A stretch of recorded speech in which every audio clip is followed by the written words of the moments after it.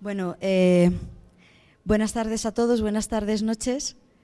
Es un placer para mí estar aquí, porque para mí es un placer estar donde Dios quiere que esté. Creo que no hay mayor felicidad que estar donde Él quiere que estemos y nosotros nos quedamos ahí, ¿no? A escuchar qué quiere que expresemos. Y para mí por eso es un placer estar aquí. La verdad es que me ha gustado mucho Unión de Voluntades, porque enseguida me ha venido a la cabeza todo correr a una velocidad de la luz, unidas a mi voluntad, a la voluntad de Dios, ¿no? Cuando caminamos en la voluntad de Dios, pues todo es extraordinario, todo es gracia, todo es don, todo es vida, todo es amor. Pues voy a contarles una historia preciosa, es muy bonita.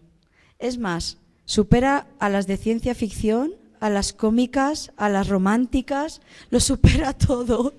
Es la historia que Dios ha hecho conmigo. Y con final feliz, Dios solo tiene finales felices. Y es una historia que habla de milagros y sobre todo que habla de dos cosas. Una es el amor incondicional hasta el extremo y otra es que habla de misericordia. Y yo me reía porque, bueno, ya he estado con él en la capilla un poquito, dándole después de la entrevista las gracias por lo que hace, ¿verdad? A través de una entrevista que a nosotros nos puede parecer sencilla y él la toca y de repente ya está siendo consciente de a dónde va a llegar esa entrevista y me fascina. Y hablábamos especialmente de los matrimonios y de las familias. Bueno, luego entenderán por qué, es parte de mi historia. Pero me sigue siempre la Divina Misericordia y el Sagrado Corazón de Jesús. Hoy he estado con las hermanas de la Visitación, por eso ha tenido que suspenderse el siguiente evento, porque yo también necesito alimentarme. Y a mí solo me alimenta un Señor y estaba allí muy claro. Así que allí me ha dejado, me he tenido que quedar y he disfrutado pues de reliquias, del Sagrado Corazón de Jesús, de mujeres santas, que son ellas, no tengan ninguna duda. Si necesitan algo, vayan allí y pidan las oraciones para sus vidas, para sus familiares, amados, para todos esos problemas que nos parecen imposibles. Y es verdad, hola, y es verdad, a nuestra capacidad humana es imposible. Pues les voy a contar esa historia. Estoy muy feliz, de verdad, porque cómo no estar feliz. El Señor sonríe tanto cuando hablamos de Él. Todo el tiempo, dice, estarían hablando de mí todo el tiempo como yo hablo de cada uno de vosotros todo el tiempo. Y la verdad es que hoy ha sido para mí un regalo. Hoy ha sido todo regalo para mí. Son esos caprichos que el Señor, como nos ama tanto inmensamente, nos regala, como el novio agasaja a la novia. Pues hoy todo han sido regalos para mí, lo siento, pero lo tengo que contar. Y son regalos espirituales, no vayan a creer, ¿eh? Ninguno material. Y bueno, para que puedan entender qué es María, yo tengo que contarles quién fue Amaya. Siempre oímos a San Pablo hablar del hombre viejo y del hombre nuevo. Bueno, y aunque yo creo que todos tenemos integrados el concepto, yo hoy les voy a presentar a la mujer vieja y estarán y mirarán entonces a la mujer nueva de otra manera. Porque en ese tránsito entre el viejo y el nuevo está Él. Solo puede estar Él, el Nazareno. Ay, es que pronuncio el nombre y siento escalofríos. El Galileo, Jesús de Nazaret, nuestro Señor. Él es el que está ahí en medio. Si Él no está ahí en medio, olvídense, no tienen nada que hacer. Y yo estuve mucho tiempo en el nada que hacer. Voy a definir brevemente lo que fui. Bueno, primero voy a contarles que nací en una familia católica. Me bautizaron. Conocí al amor de mi vida con 17 años y me casé con él con 25. Voy a hacer un punto y aparte. La verdad es que mis padres abandonaron pronto la fe porque se enredaron en las cosas de la vida, del trabajo, del quehacer, de dar a sus hijas los mejores estudios. Tengo una hermana, 3 años menor que yo, y en ese quehacer se perdieron, como todos nos perdemos en el quehacer.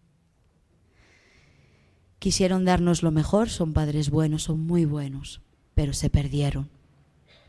Oye, Santa Mónica, ¿cuántas madres y padres se han perdido, verdad?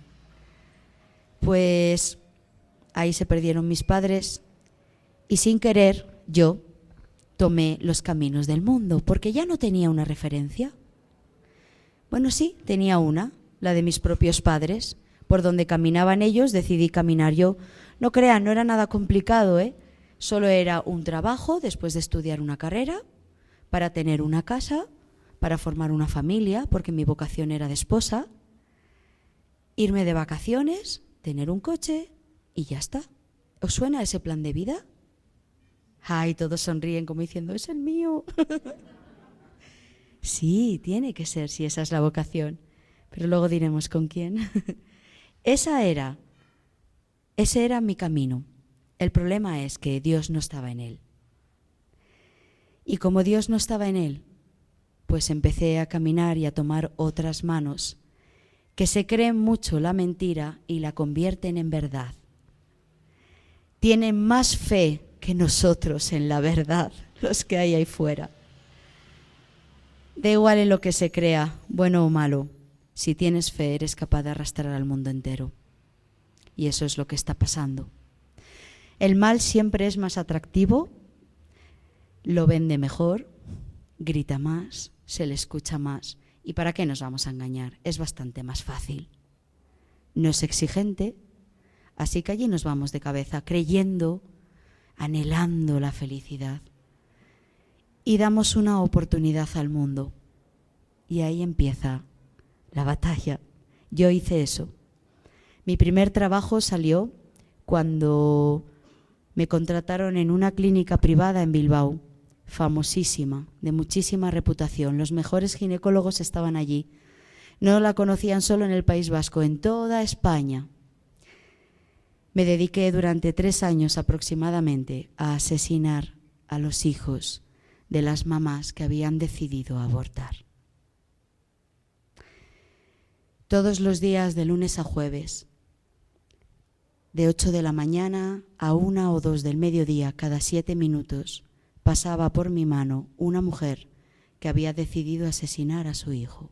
Todos los días. Limpié mucha sangre. En un quirófano abortorio, en el infierno del asesinato, del horror y del genocidio, que es lo que vivimos ahora, la exterminación del ser humano, pues hay pocas cosas, no se necesitan muchas, la verdad. Una camilla donde se tumbará la pobre mujer engañada hasta ese punto. Hay también una enfermera, yo, que se sentará al lado de la camilla con esa mujer y con esta mano le tomará la suya, porque ellas piden si me pueden agarrar la mano. Sí, claro, digo yo siempre. Hay una silla, un taburete entre las piernas de la mujer donde se sentará el ginecólogo. Y hay una pantalla de ecógrafo y un cubo bajo las piernas de la mujer. Ella no va a ver nada en ningún momento. Es más, yo me encargo de ir mostrándole y expresándole qué va a sentir en todo momento para tenerla controlada. Mi trabajo es que no den problemas. ¿Y qué es no dar problemas? Ya ha pagado, tenemos su dinero. Para nosotros es un trozo de carne, no es más. Nos dan igual sus problemas y el por qué ha decidido asesinar a su hijo. Y lo que suceda también después nos dará muchísimo más igual, porque ya no reporta dinero. Sí, esa es la realidad. Para los que hay ahí fuera diciendo que les importan los derechos y las libertades y el bien de las mujeres. Caminé en esas ideologías mucho tiempo, no vayáis a creer. Yo luchaba por las libertades y los derechos de las mujeres. ¡Wow! ¿Y cómo? Pues fácil, yendo contra el sistema de derechas para que se implantara la izquierda, yendo contra la Iglesia Católica en especial, con especial odio. Todo lo que salía de la boca de la Iglesia Católica y de cualquiera de sus ministros era pisoteado y tirado a la basura, porque reprimían a las mujeres y sus libertades. ¿Os suenan estos discursos, verdad? ¡Guau! Sí, sí, sí, yo vivía en ellos, me los creí todos. Imaginaos cuando yo me salió este trabajo, todo el mundo, todas las mujeres de mi alrededor, era ya, ¡wow!, el regalo. Ya no solo defiendes los derechos, es que encima participas en darles la libertad. Pues en eso participé mucho tiempo. Me dedicaba a calmar a la mujer, porque en verdad sufre mucho. Cuando se tumba en aquella camilla empieza ya a sentir rápidamente el temblor y la angustia, bastante. El alma entra en el quirófano y se enfría mucho y tiembla. Mi trabajo consiste en que de la camilla no se levante pase lo que pase, porque ya ha pagado. Sí, eso es. No se levante, pase lo que pase, porque hay que llevar a cabo el homicidio, el asesinato. Yo la iré tranquilizando con palabras suaves, le iré explicando todo lo que va a ir sintiendo, y ella es eso exactamente lo que va sintiendo. La única persona que mira más profundamente el ecógrafo soy yo, porque el ginecólogo en realidad está de espaldas a la pantalla del ecógrafo. De vez en cuando solo mirará. ¿Por qué de vez en cuando? Porque cuando se entra a destruir, a destrozar, pues no hay que ir con cuidado, ¿verdad? Ni con dulzura. Si quisiéramos tirar las paredes de esta estancia, pues no iríamos con cuidado. Y así se hace, no se va con cuidado. Por eso, de los muchos efectos secundarios que puede tener un aborto, los físicos son desgarros de matriz, claro, de vagina, claro, ¿cómo no va a haber? ¿Cómo no va a haber? La misericordia de Dios hace que hasta esté en esos quirófanos, porque poco es lo que sucede en verdad. Pero la mayor atrocidad sucede con el bebé. Muchos lo llamamos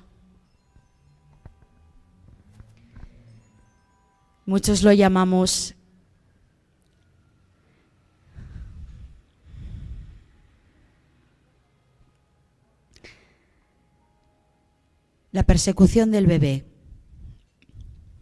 la caza del bebé. Vamos a cazarle, porque él va a intentar a toda costa alejarse de todo lo que está sintiendo que está pasando. Se le ve correr, de verdad, por el útero materno, de un lado al otro. Los hierros que penetran la vagina de las mujeres van en aumento de longitud y de grosor dependiendo de lo que se tenga que ir destrozando. El número de semanas de ellas influirá en el material de quirófano. Se rompe primero la placenta para que salga el líquido amniótico, para después empezar a destrozar, a desmembrar al bebé. Corazón, pulmones, caja torácica, cráneo, brazos, manos, piernas, pies. El ginecólogo suele tener que usar muchas veces un delantal de carnicero con una máscara que le tapará ojos, nariz y boca, para que los restos humanos que saldrán cuando son aspirados desde el útero, porque se le asesina en el útero, no le salpiquen a la cara. Todo cae a un cubo, el que os he dicho que estaba debajo de las piernas de la mamá. De ese cubo me encargo yo, lo vaciaré. Pues sí, siempre digo que me gustaría que mostráramos algo de compasión en ese infierno, pero no hay. Algo de compasión sería que de cada madre se vaciara el cubo, pero es una fosa común donde caen los restos uno tras otro. Solo se vacía cuando ya se ha llenado. Se vacía un triturador. El triturador es un aparato que tritura restos humanos, biológicos. La potencia y el tamaño del triturador dependerá de las semanas en las que esté la mujer que ha decidido asesinar a su hijo. Hay una anécdota que cuento siempre, bueno, siempre no, siempre que el Espíritu quiere contarla.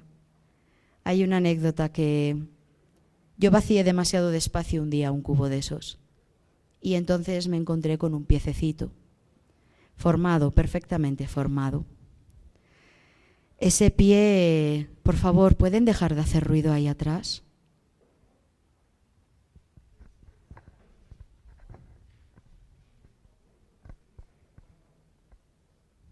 Ese pie era del tamaño aproximadamente de esta uña.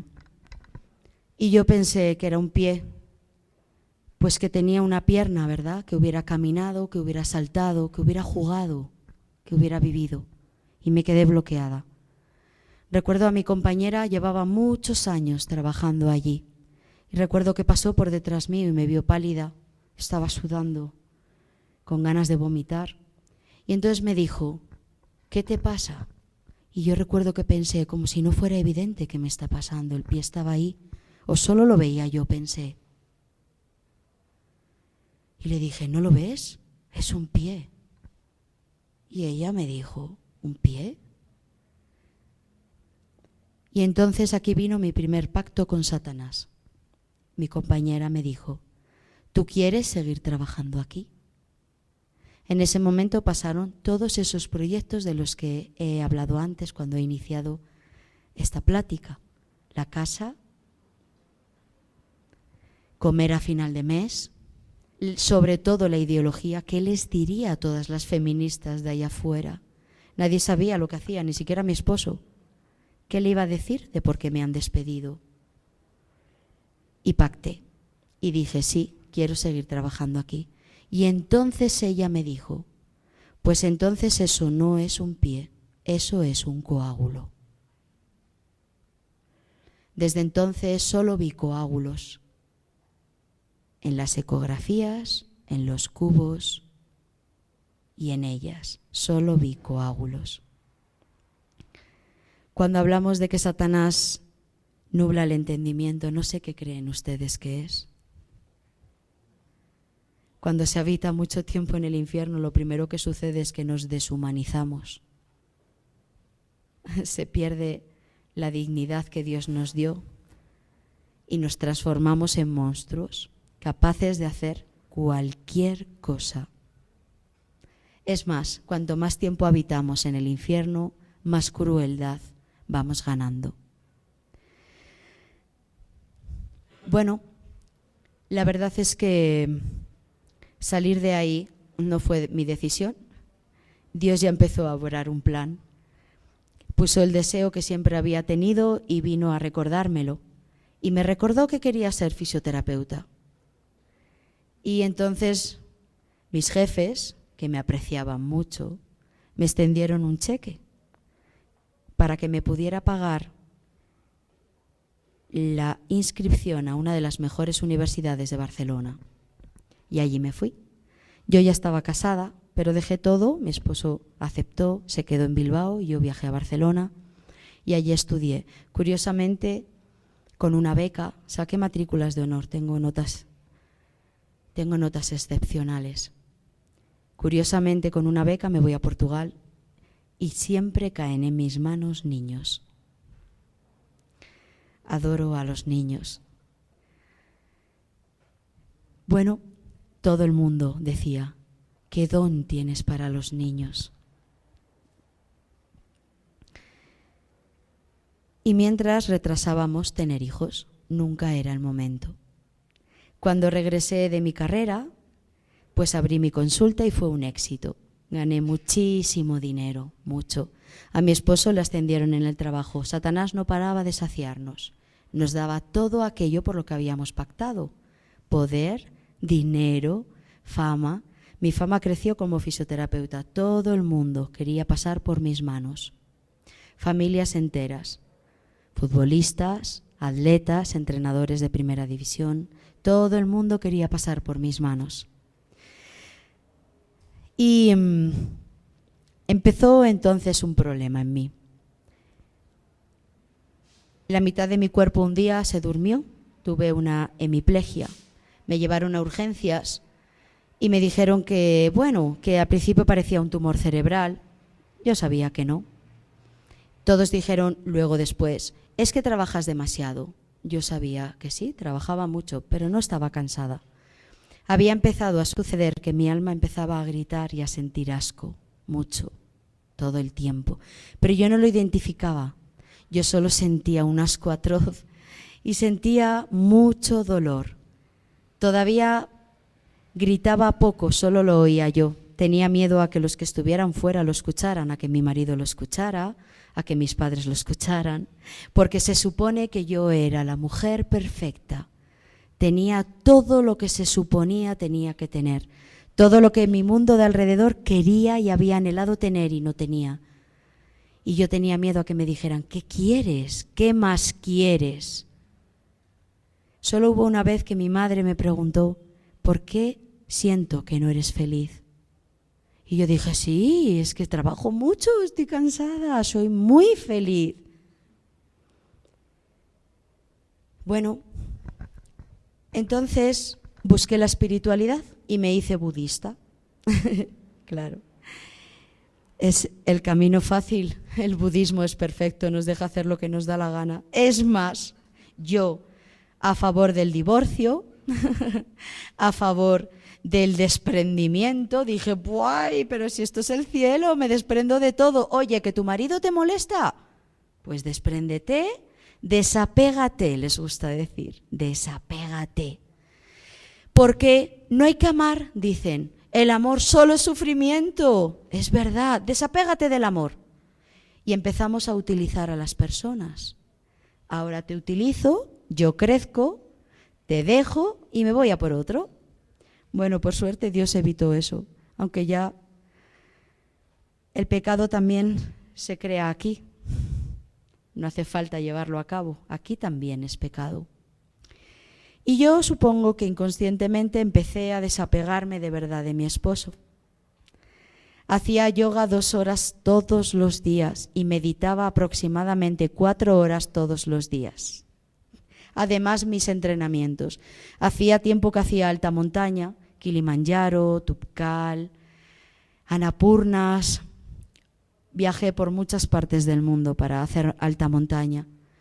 Cada vez me parecía que el riesgo exigía más. Me encantaba estar al límite de la vida y de la muerte. Supongo que era porque había que llenar el vacío. Siempre al límite, siempre al límite. Pues sucedió que empecé también a correr. Corría carreras de entre 100 y 120 kilómetros de montaña. Ultratrails de montaña lo llamamos. Corrí también por Alpes, suizos, franceses, todo Pirineos españoles, hoteles, podiums y cada vez veía más poder en mí. ¡Wow! Quedaba mejor que muchos hombres. Todos me esperaban en meta para conocerme. Compites y compites y compites. ¿Y por qué lo hacía? Porque en realidad era el único medio que a partir del kilómetro 60 conseguía callar el dolor que salía de mi alma. Hay bulimia, anorexia, cortes en los brazos y en las piernas, depresiones crónicas, hiperactividad en los niños y en los adultos. A mí me dio por correr para callar el dolor. Sabía y sentía que en el kilómetro aproximadamente 60 ya me dolía tanto el cuerpo que no sentía el dolor del alma. Era un alivio para mí correr. Por eso siempre corría mejor según pasaban las horas. Nadie lo entendía. Bueno, llegó el 11 de enero del 2017 y mi esposo, con el que llevaba 28 años con él y 19 de casados, me abandonó. En ese momento, pues, ya no hay nadie, ¿verdad? Todos tus amigos guays, homosexuales, lesbianas, ya no están. Bueno, están para decirte, ¡qué suerte! Ahora ya puedes rehacer tu vida. Tenía todo, yo solo falté a trabajar ese día era miércoles. El jueves yo, Amaya, abría mi consulta y trabajaba como una loca. Seguía teniendo todas las cuentas bancarias llenas, mi casa, todo. Y de repente sentí que no tenía nada. Un día metía cosas en la maleta porque había decidido irme de mi casa y vi que me cabía 43 años en una maleta y sobraba la maleta. Y resulta que lo que se estaba yendo por la puerta, que era mi familia, era lo único que deseaba meter en la maleta. Ahí mismo me di cuenta de que todo por lo que había luchado, los derechos, las libertades de las mujeres, todo por lo que yo había creído a favor del divorcio, a favor del aborto, todo era mentira. Cuando vi esa mentira. Pues cuando vi esa mentira, vino mi primer intento de suicidio. La gente siempre me pregunta por tu esposo y yo digo, ojalá hubiera sido por mi esposo, porque hubiera dolido bastante menos. No, fue porque me quedé solo en un cuadrado de baldosa mientras todo lo demás se cayó. Todo se cayó. ¿Ves cómo todo se va en ruinas hacia abajo? Y solo quedas tú en una baldosa y no sabes bien cuánto va a durar esa baldosa. El vacío existencial es tan profundo y el dolor del alma es tan intenso. Seguro que hay muchos aquí que saben del dolor del que estoy hablando. No hay nada que calme ese dolor, nada. Y en ese dolor, pues, vino a cobrarse su precio con el que yo había pactado. ¿Os acordáis de él? Satanás. Pues vino, porque vino a reclamar, vino a decirme, ya te lo he dado todo, ahora quiero mi parte. Y su parte es mi alma, la de todos. Vino a recobrar su presa. Y para eso utilizó una táctica muy buena, que cometí el error de dialogar con él. Y con Satanás nunca se dialoga, pero sabe cuándo tiene que venir, sabe cuándo tiene que venir. Y daros cuenta que sin Dios estaba completamente desprotegida. Y empezó a decirme, eres mala, y empezó a traerme recuerdos a mi mente para poder decirme, ves, por tu culpa ha terminado todo así. Y yo dije, es verdad. Me dijo, deja de hacer sufrir a tu familia, mírate, eres basura, te arrastras. Acaba con esto, me dijo, porque estás sola. Y me lo creí. Y el ser humano tiene pánico a la soledad. Cuando dialogué con él, fue porque yo pregunté, ¿cómo termino con esto? Error, ya caí en la trampa. Y me dijo, fácil, quítate la vida, porque total, tú crees en la reencarnación, ya habrá otro momento, otra vida, serás más feliz, todo irá de otra manera y mejor. En esta vida ya has aprendido todo lo que tenías que aprender, eso es el budismo. Y lo utilizó para engañarme y dije, pues es verdad. Entonces cogí las llaves de mi coche y dije, pues fácil, ya sé por dónde me tiro porque acantilado me despeño. Cuando fui a levantarme del sofá, Dios utilizó a uno de mis perros, tenía 2 perros, para subirlo encima de mis piernas y paralizarme, porque era como si me hubieran caído barrotes de hierro pesado encima. No pude moverme en horas, lo suficiente para que se diluyera el pensamiento obsesivo. Diría San Ignacio de Loyola, discernimiento de espíritus buenos y malos. Pues este era uno muy malo. Es el que nos mete el pensamiento obsesivo del suicidio en la cabeza. Da 1.000.000 de razones por los que suicidarte. Pero el Señor en un manotazo lo quitó de en medio, me rendí al perro, no podía movilizarlo, era imposible, y caí dormida. Tiempo suficiente para que el Señor diluyera ese espíritu. Mi ángel custodio también trabajó muy duro ese día, esa noche. Pero como veis, cuando Dios quiere algo, pues es imparable y para Él nada imposible, a pesar mío. Pues a los pocos días recibí una llamada de teléfono. En Nepal había habido un terremoto y necesitaban profesionales sanitarios. En mi caso, pues era sanitaria, ¿verdad? Por 2, valía por 2. Era fuerte porque era experta en alta montaña, no me daba miedo y había que acceder a aldeas que estaban en muy malas condiciones. La tierra después de un terremoto queda en muy malas condiciones. Se accedía caminando, había que estar preparada para caminar mucho, yo era perfecta para todo. Yo digo siempre en broma, Señor, hiciste una oferta de trabajo y mi currículum era el perfecto para llevarme allí. Y un 8 de mayo yo cogía un avión dirección a Nepal, Katmandú. El 8 de mayo es el día en que se celebra la Virgen de Cantonad, donde este santo cura, santo ya de soportarme, en ese valle vivía él, lo conoceré a mi regreso. Pero ahí es donde la Virgen dijo, wow, me quedo con mi hija. Yo entonces no la conocía. Pero ese 8 de mayo se celebra la Virgen de Cantonad, santuario donde después de mi conversión, porque ella quiso, yo terminaré viviendo. Yo no conocía ese santuario ni ese lugar para nada. En España también se celebra la Virgen de los Desamparados. Y también en algunos pueblos se celebra la fiesta del Arcángel San Miguel. Yo digo, tuvo que mandar al príncipe del ejército para venir a por mí. Llevaba muchos demonios. Pues ese 8 estaba viajando, llegaba a Katmandú y el mes de mayo hice montaña como una loca. Subí al campo base del Everest como 3 o 4 veces.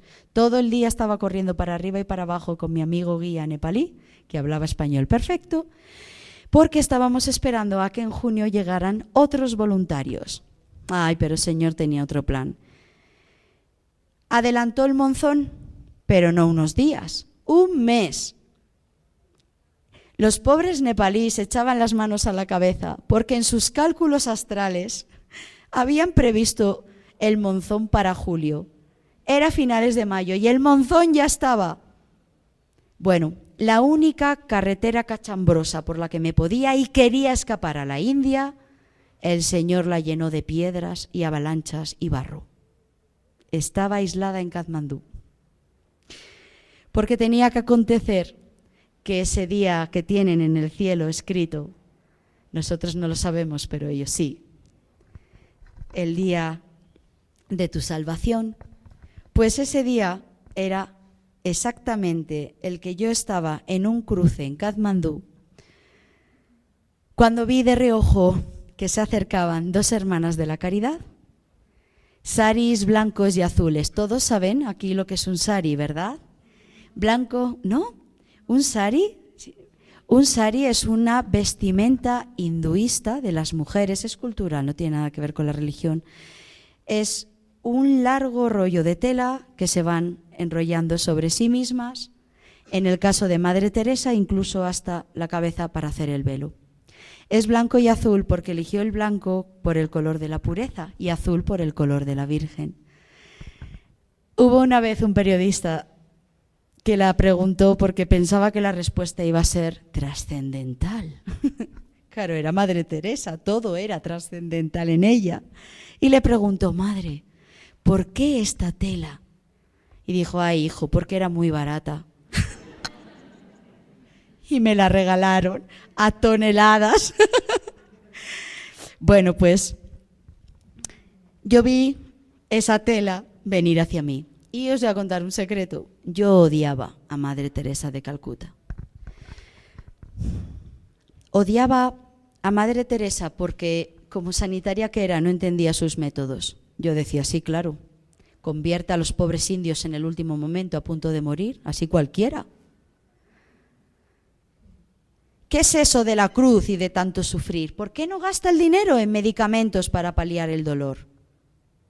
¿Por qué los hace sufrir hasta el final? ¿Por qué no los eutanasian?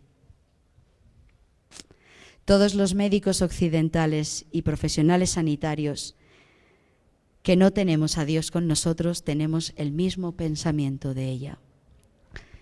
Bueno, pues ahí estaba yo viendo cómo esas dos mujeres se acercaban hacia mí.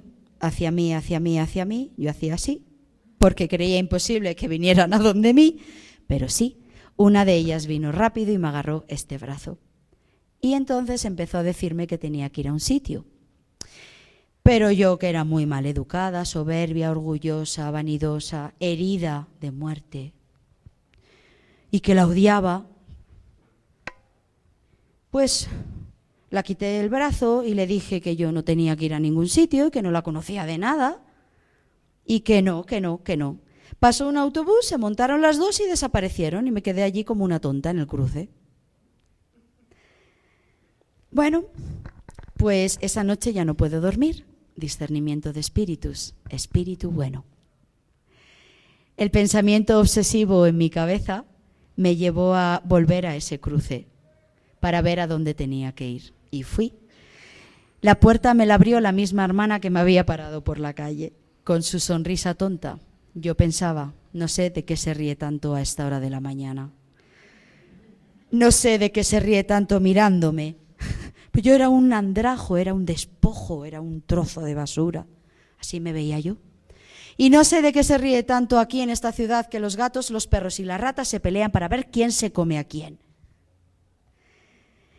Entonces me dijo, no, volverás mañana. Y yo le dije, solo quiero saber por qué me ha parado en la calle. Y dice, yo no quiero saber más que volverás mañana. Y yo decía, esta mujer no me escucha. Mañana regresarás a las 6 de la mañana, porque la única hermana que habla español vendrá mañana. Y empezamos con una santa misa. Le dije yo, no. Dice, sí. Digo, esta mujer no me escucha. Sí. Y me cerró la puerta en las narices. Bueno, al día siguiente, efectivamente, a las 6 menos cuarto de la mañana, yo estaba allí, en primera fila. No me había convertido, no. Tenía mucha curiosidad por saber qué estaba pasando. De eso se valió el Espíritu Santo. Y allí estaba yo sentadita atrás en una capilla. ¿Quién conoce capillas de Madre Teresa de Calcuta privadas? ¿Quién? ¿En serio? Alfombra en el suelo, no hay bancos, todos descalzos, un altar de piedra. Oficiaba la misa un sacerdote australiano, canadiense o yo qué sé, pero no le entendía nada. De la misa ya, haceros a la idea, no sabía ni dónde estaba. Y bueno, a mano derecha una imagen grande de la Virgen María y a mano izquierda una fotografía de Madre Teresa de Calcuta, con su sonrisa, pensaba yo, y una cruz muy grande del Señor crucificado. Y dos palabras, tengo sed. Yo no vi nada de esto, Yo solo me senté allí al fondo. 9 eran las hermanas de la congregación. 9 saris pequeñajos, aquí todos. Pulcros. Yo pensaba, con el polvo y la suciedad que hay afuera, estas mujeres, ¿cómo hacen para tener estos saris blancos? Fijaos en qué estaba yo. Bueno, ya se lo preguntaré luego, pensaba. Y allí estaban, o de rodillas o sentadas de lado. La misa empezó y ahora sí que les voy a pedir. No nos vamos a descalzar, pero sí el corazón. Porque esta parte de la historia es tierra sagrada. La zarza ardiente siempre es tierra sagrada. Así que vamos a volver a esa capilla, ¿verdad? Os invito a todos los que quieran a cerrar los ojos. Yo seguiré contando esta parte despacio, porque siempre la recuerdo. Soy afortunada en realidad de hacer esto. Bueno, porque hablo de la misericordia del Señor, pero para mí, porque revivo cada momento, aquel momento, y cada vez se hace más hermoso si cabe. Pero no se hace hermoso porque lo recuerde para mí, se hace hermoso porque de alguna manera todos los que me escuchan están en aquella capilla viendo a Jesús de Nazaret. De alguna manera todos estamos volviendo a casa juntos. Pues ahí estaba yo, sentada, cuando escuché una voz. Era masculina y lo envolvió todo. Yo no lo escuchaba por los oídos, penetraba en mí por todas partes de mi cuerpo. Envolvía la capilla como si hubieran puesto un altavoz y me dijo: bienvenida a casa. Wow, yo pensé, se me está yendo la cabeza. Es mi inconsciente, claro, como no pensaba volver de Nepal nunca jamás. Pensaba morir allí. Dije, vale, ya está, esto es la reafirmación de que aquí me quedo. Pero entonces volví a escuchar la voz y esta vez dijo: bienvenida a casa. ¿Cuánto has tardado en amarme? Levanté la vista, miré a la cruz porque ya sabía perfectamente de dónde venía la voz. Y ahí me quedé clavada, en la cruz. Hacía tanto tiempo que no miraba la cruz, tanto tiempo que le había dado la espalda y la había rechazado. Todos mis recuerdos de niña vinieron en ese momento. Miraba a la cruz, me clavé de rodillas. No fue un movimiento automático mío, no. Algo me llevó a clavarme de rodillas. Cuando entonces vi al Señor descender de la cruz vivo. Yo no vi a Jesús, a nuestro Señor, ensangrentado, amoratado, llagado. Yo le vi resucitado. Todo era luz. Todo era luz. Sus manos, sus pies. Caminó unos pasos hasta donde estaba yo. Se arrodilló a mi lado. No podía apartar la mirada. Y entonces me dijo: no necesitas los ojos de la cara para verme, solo necesitas los ojos del corazón, los ojos de la fe. Y en ese momento vino a mí: yo no tengo fe. Y como Él, que lee y sabe todos los pensamientos de los hijos suyos, pues en ese momento me la dio, porque se me cayeron los velos y me hizo ver muchos acontecimientos de mi vida, rápido, fun, fun, fun. Con la velocidad de Él, pero con la certeza en el corazón de todo el horror de lo que estaba viendo. Me rompí a llorar, mi cabeza cayó al suelo, clavada a la frente, y solo lloraba, lloraba y lloraba, solo decía: perdóname, perdóname, perdóname. Nunca he suplicado con tanta fuerza. El dolor que sentía salía de dentro de mí, no sabía de dónde ni siquiera salía, pero toda yo era dolor y sufrimiento. Y entonces me di cuenta, no sufría por el horror que estaba viendo, estaba sufriendo exactamente igual que estaba sufriendo el corazón de Jesucristo ante el horror de mis pecados. Compartió el peso de mis pecados y me dejó sufrir en mí lo que Él ya llevaba sufriendo tanto tiempo. Fue horrible. Creía y quería morirme, no podía ni mirarle. Era horroroso lo que estaba viendo. Solo suplicaba el perdón una y otra vez, una y otra vez. Tardó en venir el consuelo, ¿eh? No vino rápido. Tenía que llorar mucho. Pero cuando vino, cuando ella decidió que ese corazón se había vuelto contrito, se había quebrantado del todo, había ya sentido la punzada del pecado y de la convicción en mi corazón, cuando se aseguró de eso, entonces vino el consuelo, vino con una fuerza igual de fuerte que la del pecado, con misericordia. Sentí una oleada en mí de misericordia. ¿Qué era aquello?, decía yo. ¿Qué es esto? Esto es amor. Esto es amor incondicional. Esto es por lo que yo morí por ti, para que el día de hoy pueda hacerlo. Esta es mi misericordia para todos mis hijos, sin excepción. No hay pecado que no pueda perdonar y no hay pecado que no quiera perdonar, como no hay herida que no pueda sanar. Y tocó, acarició todas mis heridas y las fue sanando. Según las veía, las sanaba. Yo las veía, Él las sanaba. Me hizo nueva en el Espíritu. Me dijo, no importa nada de lo que ha sucedido hasta ahora ya. Solo importa lo que sucederá de ahora en adelante. Juntos, siempre juntos, repitió. Juntos, siempre juntos. Estaba por fin en casa. Estaba por fin en el Sagrado Corazón de Jesús. Por fin estaba en casa. ¡Wow! Se me empezó hasta a olvidar la tierra. No recordaba nada. Sentí que se rompían las ataduras que me unían a la tierra y empezó a desaparecer casi el recuerdo de la tierra.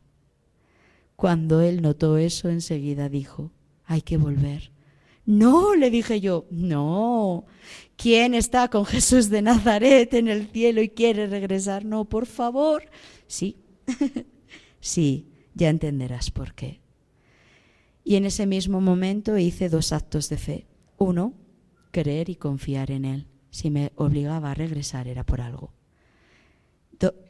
2, me perdoné inmediatamente. Él me perdonó, yo me perdoné. Nunca dudé un solo segundo en perdonarme.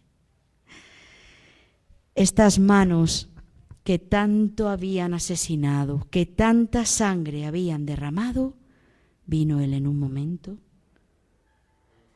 las tocó con su sangre de cordero y las volvió a santificar, las volvió a bendecir. Con ellas tocarás, orarás, acariciarás, bendecirás. Con ellas me darás gloria y alabanza. Con ellas también me amarás a través de otros. Y se fue, se llevó la luz. Y allí me quedé yo en una oscuridad. Siempre digo que la hija de Jairo debió de sentir eso. Niña, despierta. Porque es como salir de una fosa de muerte. Eso es la resurrección. Me costaba abrir los ojos, empecé a abrirlos. No me acordaba bien de dónde estaba hasta que empecé a identificar la capilla. Parecía que abría los ojos después de haber estado muerta, pues casi 43 años, efectivamente. Cuando abrí los ojos, allí estaban las 9 hermanas de la caridad a mi lado en oración. Había un charco alrededor mío, todo eran lágrimas. Habían pasado 3 horas, para lo que a mí fue 1/10 de segundo en la eternidad.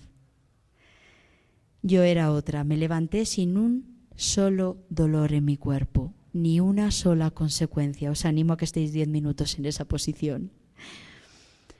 Me incorporé, ellas reían, ellas lloraban, yo reía más o lloraba más de alegría. Me limpiaron los mocos, las lágrimas, me peinaron y entonces me dijeron que Dios en esa oración les había dicho 2 cosas. 1, le daré una tierra nueva y 2, su nombre es María. Por eso me llamo María. A partir de ahí me quedé con ellas pues hasta que el visado me requete caducó, con los pobres más pobres de los pobres. Y recuperé mi dignidad, fue lo primero que el Señor me devolvió. Caminé con el Espíritu Santo esos 3 meses. Ellas se reían de mí porque decían, tú no caminas, María, tú levitas por el suelo. No se me fue esta sonrisa estúpida de la cara. Y bueno, ¿por qué me había parado aquella hermana en aquel cruce? Porque llevaban 1 año en oración, suplicando a Dios que enviara un voluntario que fuera fisioterapeuta. El poder de la oración. Si creyéramos en el poder de la oración, otro mundo habitaría ya. Claro que ellas pensaban que yo las salvaba y lo que no sabían era el planazo de Madre Teresa de Calcuta aliada con nuestro Señor Jesucristo. Mucho tiempo preguntaba, ¿por qué? ¿Por qué? Cuando vi, hace bien poco, yo ni siquiera sabía que ella luchaba para que no se asesinaran a los hijos. Yo no sabía nada. Cuando vi mi pasado y en lo que había estado yo, y cuando vi cómo ella había obrado, dije, ya está, aquí me han cogido para siempre. Y así fue. Tú serás la que cuente qué hay al otro lado. Tú serás la que cuente lo que hay en la oscuridad y en el infierno. Tú serás la que lo cuente de verdad. Testigo de mi verdad, me dijo, porque además no solo contarás eso, hablarás a mis hijos de que regresen a casa, urgentemente. Regresar a casa es regresar al Sagrado Corazón de Jesús, por un único camino, el camino de la excelencia, es el camino del amor. Viene a recordarnos que sin amor no somos nada. Viene a recordarnos que da igual las asociaciones pro vida en las que trabajemos. Sin amor son cáscaras vacías que no dan un solo fruto. Viene a recordarnos que los cristianos lleváis mucho tiempo escondidos y son los tiempos de salir, pero no de cualquier forma, hay que salir con la verdad. Hay que salir haciendo en nuestra carne vivo el Evangelio de Jesús. Y el Evangelio de Jesús es el camino, la verdad y la vida en el amor. Esta batalla que vamos a librar no es una batalla contra carne y sangre, es una batalla espiritual. Y si os empeñáis en luchar con las armas del mundo, perderéis. La Virgen de Guadalupe me dijo si vendría a su tierra mexicana. Y yo le dije que sí. Y ella quiere, pero os necesita. Ha decidido necesitaros. Ese es el amor de una madre. Ella quiere que recordéis de quién sois hijos. Sois de Guadalupe, la pertenecéis, pero se os ha olvidado. Todos estamos atados a cadenas diferentes y nos arrastramos creyéndonos libres y no amamos como Cristo nos exige. No perdonamos como ella nos dice que hay que perdonar. No hallamos paz, no habitamos en la paz. Sabe de nuestras batallas y luchas interiores entre las tinieblas y la luz, lo sabe perfectamente, es nuestra madre. Pero trae una luz y un mensaje de esperanza.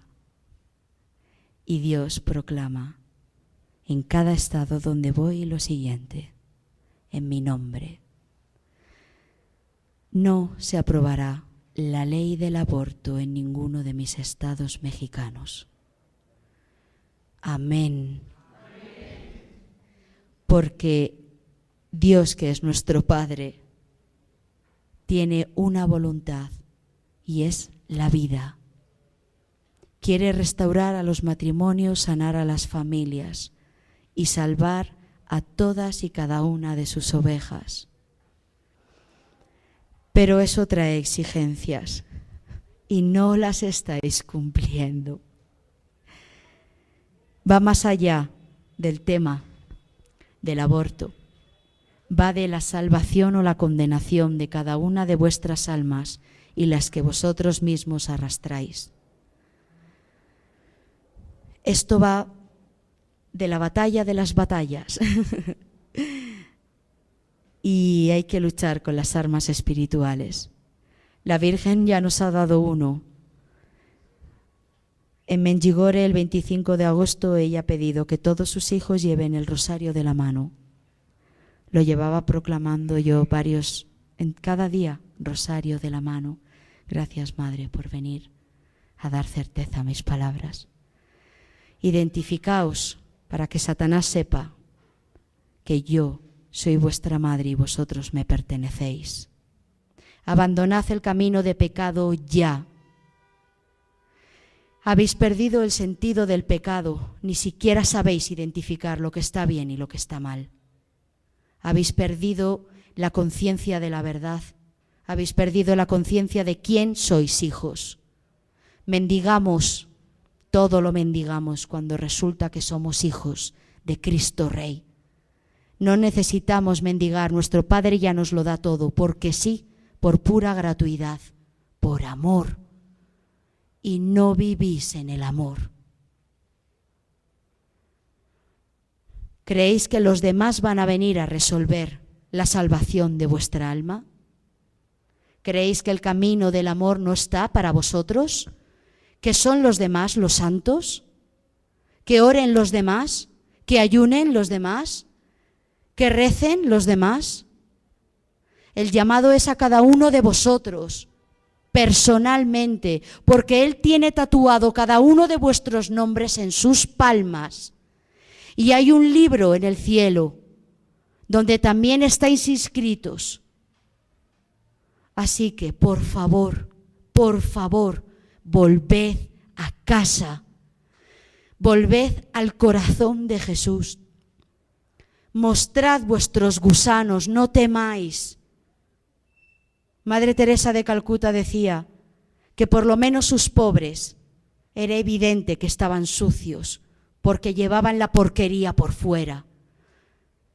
Yo he tratado a mujeres que no tenían dedos en los pies ni en las manos porque se los habían comido las ratas cuando eran bebés, quemadas porque han sido tiradas por sus madres para deshacerse de ellas. Pero por lo menos veíamos eso. Aquí lo perfumamos, lo vestimos elegantemente, nos vamos a la peluquería y ya nadie ve nuestros gusanos. Y decimos, soy cristiana, cumplo, voy a misa los domingos, hago 1 hora a la semana de adoración y cuando me hago un esfuerzo, rezo un rosario. Fíjate, van a aprobar la ley del aborto. Bueno, yo sigo con lo mío.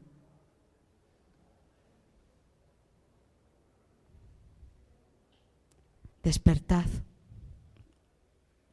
Despertad de la tibieza. Es el momento de regresar a la oración intensa, pero de corazón, no de palabras, de corazón, sabiendo bien por qué estáis orando e intercediendo. Y estáis orando e intercediendo por toda vuestra nación, por cada uno de vosotros, por vuestras familias. Estáis orando e intercediendo por la salvación de todo México. Hay que volver al ayuno, pero con amor. Hay que dejar de quejarse tanto por todo y hay que empezar a hacer acción de gracias con nuestra vida. Todo sea una acción de gracias. Hay que volver a los sacramentos. Hay que volver a la Santa Misa, suplicando misericordia al que vuelve a dejarse crucificar, al que vuelve a entregarse completamente en cuerpo y en sangre. ¿Cuántos entregáis, hermanos, a Dios? ¿Completamente? ¿O le regateáis? ¿O le dais lo que os sobra como limosna? ¿Es Dios vuestro ídolo, el de vuestro corazón? ¿O es la esposa o el esposo, los hijos, el trabajo, las vacaciones? ¿A qué idolatráis?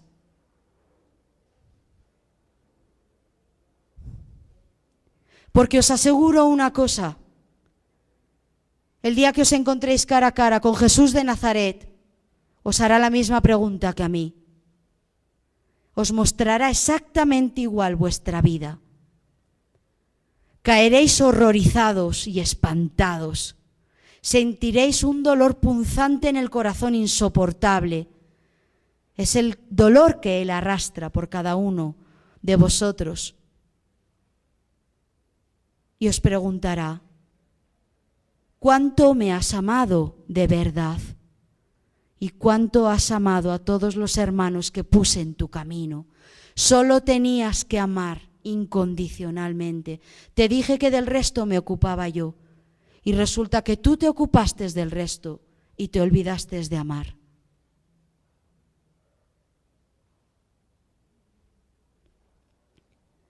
Por favor, Volved a las sagradas Escrituras y leed la verdad de vuestro Dios. No hay que salir ahí fuera a gritar ni a maldecir a los que nos maldicen, nos gritan y nos patean. Eso no es de Jesucristo. Nosotros bendecimos, nosotros caminamos con docilidad y con mansedumbre, porque nuestra batalla sabemos cómo la vamos a ganar, de la mano de Dios, el mismo que ganó las batallas para David, de rodillas, en estado de gracia.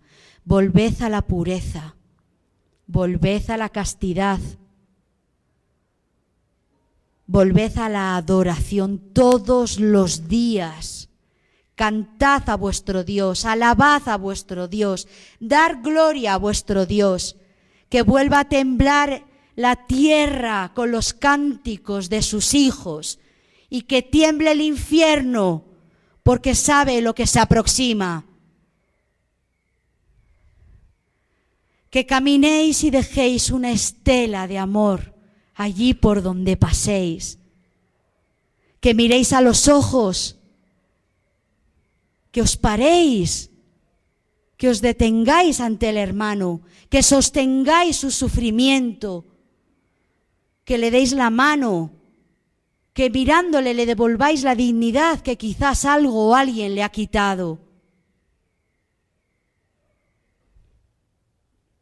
Que volváis a vuestras familias, a amar a vuestras esposas y a vuestros esposos y a vuestros hijos, pero de verdad, incondicionalmente. Perdonad ya a todo el que no habéis sido capaz de perdonar y pedid la gracia del perdón. Y por favor, amad a vuestros sacerdotes. Nadie necesita de vuestros juicios.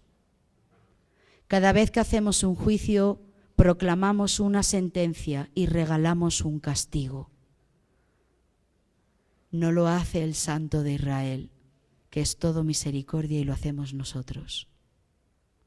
Los que están ahí fuera gritando es porque tienen miedo y porque están ciegos y porque están siendo solo instrumentos del mal para obtener su objetivo. No luchéis contra ellos porque os estáis equivocando de quién creéis que es vuestro enemigo. Vuestro enemigo es Satanás y solo se le derrota con el amor. Cristo le robó todas las almas por amor. Y la Virgen María le pisó la cabeza por pureza. Volved a la obediencia de la voluntad de Dios. Unión de voluntades, creo que es el momento. De verdad, unid vuestras voluntades y veréis milagros extraordinarios en septiembre. Y no es nada lo que veremos en comparación con lo que va a suceder. Ella está dispuesta a todo, y lo va a hacer. Elegís vosotros, sed guerreros de María en el Espíritu, o ser viciosos de la carne en la carne. Esa sí que es vuestra elección, pero ahora ya sabéis la verdad. Ahora ya sabéis la verdad.